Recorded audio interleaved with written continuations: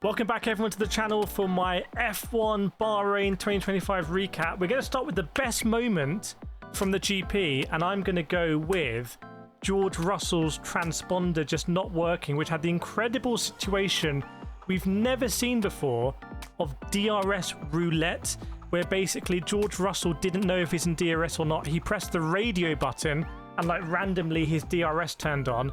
And then when Lando Norris was behind trying to overtake desperately for P2, he didn't know how close he was to George Russell, so he had to guess with the press. So that was amazing. I don't know who designed that transponder in George Russell's car, but I say give them a raise. That was very exciting. Almost as exciting, actually, as Red Bull not being able to design a traffic light on their car. We'll get onto that later.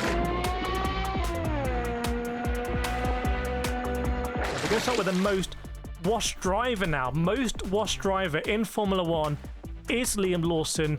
He is not denying the Liam Fraudson rumors at all. It's really tragic to see Liam Lawson, who came in last season to replace Daniel Ricciardo, did really well in the RB Cash App, was thrown into the Red Bull, struggled massively. They pulled him out, put him in the RB. Everyone said, okay, well, the RB is easier to drive. And he's finished with 80 seconds worth of penalties or something stupid. He's going to basically be last in this race. I think Liam Lawson, they might pull him out of Formula 1 altogether.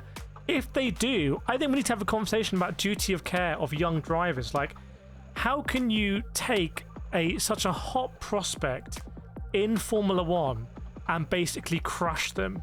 Like, you don't really see this in any other sport. The lack of care about Liam Lawson is extraordinary. And Red Bull and Helmut Marko have always had this hard-nosed, they say these ridiculous things like Isaac Hadjar shouldn't be crying because it's kind of weak. They say all these ridiculous things and they kind of get away with it. They've got away with it because F1's still this old school kind of performance above all else, and therefore there you can be, Red Bull had some big issues last year about sexual harassment claims or disputes or whatnot, and allegations of bullying and all these kind of things, and Adrian Newey leaving. And I just wonder if the DNA of that team, I don't know, Liam Lawson, I think he needs to be cared about more, but he is the most washed driver. That's just a fact. So the driver on fire right now in Formula 1 is Oscar Piastri. No questions about it. Piastri did everything he was asked to do. Started on pole, finished the race, and also had to lead a restart from the safety car in the middle as well. Managed his tyres perfectly in a very difficult race time management. Eked out a 10-second gap. He was as cool as a cucumber. Lando Norris, meanwhile, was absolutely sweating, making unforced errors. This is one of those races that just adds to this kind of aura that Oscar Piastri is building as a very cool driver who's reliable, who doesn't really make mistakes. And that's interesting because if you'd asked me after Melbourne, he made a mistake. He ended up on the grass, embarrassingly in front of all of the hospitality, spinning his wheels. But what did he do? He was a cool head. He managed to get it off the grass. He drove like a madman, and he got back some points from McLaren. Imagine if those points at the end of the season mean that Oscar Piastri wins the World Drivers' Championship. We're going to be saying what an incredible talent he is. So Oscar Piastri is the driver on fire at the moment. We're now going to go to the most washed team. The most washed team is the team that I predicted. I predicted it would be Red Bull, and it is Red Bull. Red Bull can't even design a green-red traffic light for the pits anymore. Now Adrian Newey's left. What is going on? It's not just that happened. It's the way they fixed it. So basically Red Bull have a board that the team hold, and it has a red light and a green light. So when the driver comes from a pit stop, it's not even held, it's automatic, it's there. And then when the pit stop's done, it goes green or is meant to, and the driver goes. That didn't work, so I thought, okay, what we'll do is we'll just hold up another one of the same piece of equipment, which obviously didn't work. I have no idea what they were thinking. It's unbelievably washed. They should have gone to old school, have a man standing at the front and saying, right, yeah, go. Or the old Jack man. Remember the Jack man with the lollipop? How good that was. Stop, go. Can we bring that back, please, Red Bull? Red Bull is like someone who is over-reliant on AI for everything and now can no longer do anything when the AI is not working. So Red Bull, I think, oh my goodness, the most washed team, as predicted. But Yuki Tsunoda, I do want to give a shout out. Tsunoda only a couple of positions behind Max. Super impressive. Way better than anything Liam Lawson managed in the Red Bull. Now coming to the team on fire in Formula 1 at the moment. And I feel like, again, I have to give it for McLaren. Now, I predicted it would be Mercedes, but I'm going to give it back to McLaren because Lando Norris had so much pace in this race. I don't think people realize Lando Norris got a 5-second penalty for just not starting the race in the right position, which is a completely unforced error. None of the other 19 drivers made that error. That's Lando's fault. And he may have actually lost the race because of it. Because when he took that 5-second penalty and came out, after a few laps, he was within 5 seconds of Oscar Piastri. So that was a huge issue for Lando Norris. I'm surprised he looked so chilled at the end of the race, because those are big points he lost here. He also couldn't overtake George Russell at the end, but the only reason he was in that position was because of the 5-second penalty.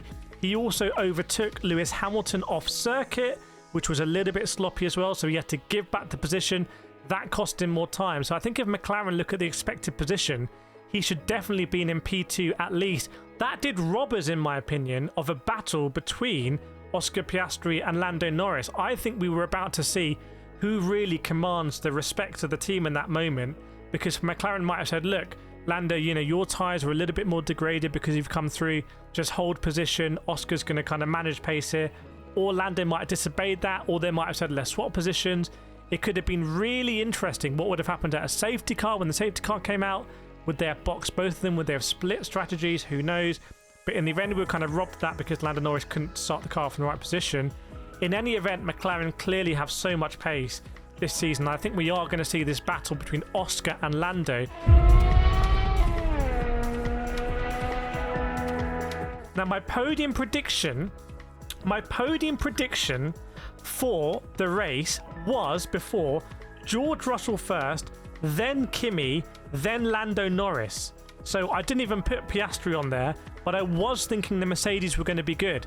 Now, Russell did finish P2 despite having all sorts of issues, but Kimi Antonelli, all the way down in P11 for Antonelli, just, you know, he showed some really good battling, but maybe he wasn't smart enough with driving sensibly. He did some incredible overtakes and side by side, but he also got mugged as well. Carlos Sainz mugged him by locking up on the inside.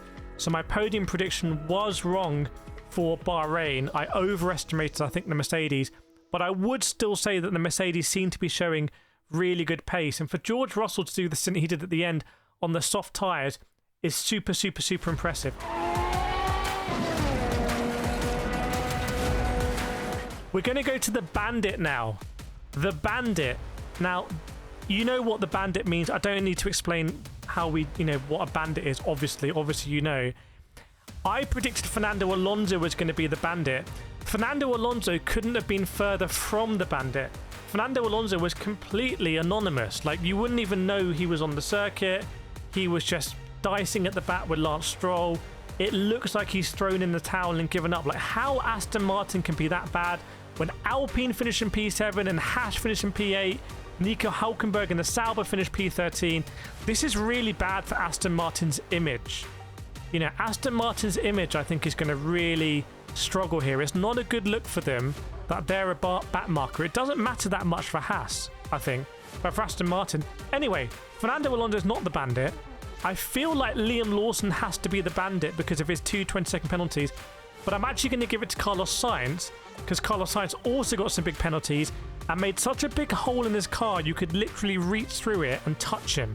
So Carlos Sainz is going to be the Bandit. So I'm going to finish the prediction show by saying, please make sure you subscribe if you're not subscribed already.